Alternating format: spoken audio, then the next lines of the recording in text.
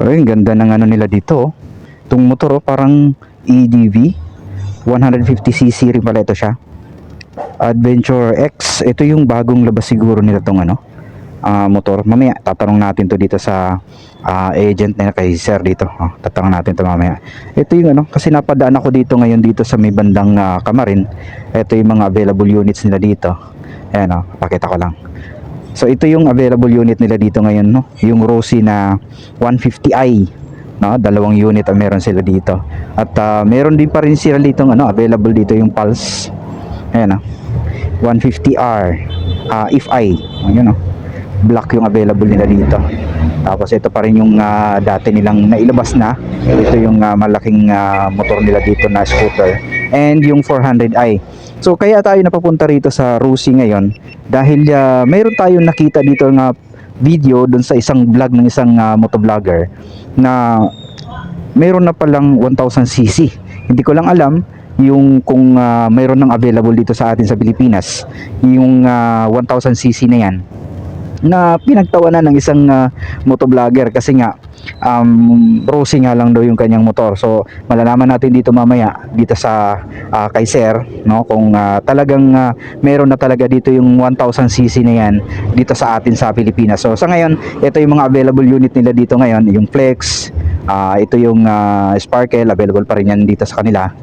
At ito lang yung ano, ito yung magandang ano, yung bagong motor nila dito. Grabe, oh. Ang ganda ng ano, ang ganda ng Adventure X nila dito. Talon-talo yung ano, yung design, yung ano, yung sa ADV niya dito. So ngayon, punta natin si sir, tanungin natin dito yung kung talagang available nga yung 1000cc sa kanila dito. So at saka tanungin din natin pala kung magkano yung amount nila dito sa itong Adventure X nila dito ngayon, itong Rossi na 150i. So puntahan natin dito si sir. Sir, magandang umaga po. Bali, sir, ano po kayo dito, sir? Siya dito ngayon. Dito sa may Kamarin, no? Kamarin na Rossi. Sir, may tatanong lang po ako dito, sir. Itong ano, lumabas kasi sa Facebook yung availability ng Rossi 1000cc. Available na ba dito sa atin sa Pilipinas? Siguro available na, pero so as per dito sa mga stores, hindi pa siya available dito sa atin. Hindi pa. 400cc pa lang. Yung i nyo dito, yung etong ano nga, itong Cyclone na 400cc na Cyclone. Tapos sir, itanong ko lang sir, itong adventure nyo, itong adventure na yan, magkano yung down payment niya dyan dito sa atin? 10,000 down payment, tapos yung kanilang monthly 3 years, 4,495, so less 300 na rebate. 4,190. Sa 2 years 2 years, 6,030. 6,005.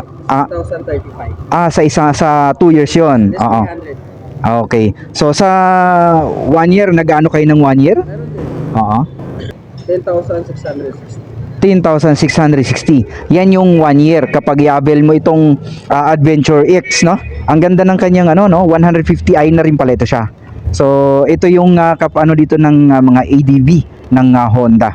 So ayan sir, wala pa tayong target kung kailan ang labas ng 1000cc na yon dito sa atin. Wala pang abiso eh. Oo. Pag meron na, ano naman natin. Sige, magdi-display naman kayo rito, ano. Madalas naman tayo nadaan dito. So mga gusto mag-inquire, no, dito lang ito sa may ano, sa may Kamarin, branch ng Rossi. Ayan yung available nila dito, yung Adventure X, no?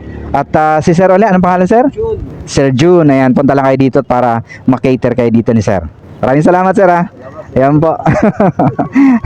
Ingat po. Sige.